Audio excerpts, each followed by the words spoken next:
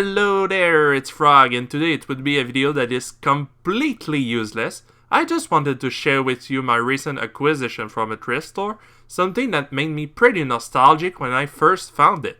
I bought this old white yellowish keyboard from the late 90s, early 2000s. This thing is a Logitech SK2500 Internet keyboard. It is a membrane keyboard, not a mechanical keyboard. Despite that, the sound of this keyboard satisfies me a lot.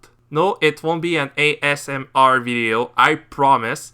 And even 20 years later, it still works like a charm, and surprisingly, it was pretty clean when I bought it. It has a PS2 connector, and yes, this PS2 connector is orange and not purple. Some modern desktop computers still have at least one PS2 port available on their motherboard, and the motherboard of my computer does include one PS2 port, so I do not need any kind of adapter whatsoever.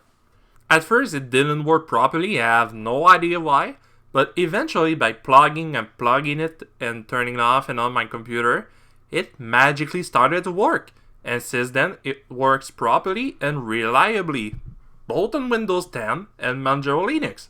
Hooray, I guess! This keyboard has special buttons that were meant to use the functions of your web browser back then, but it doesn't work anymore nowadays.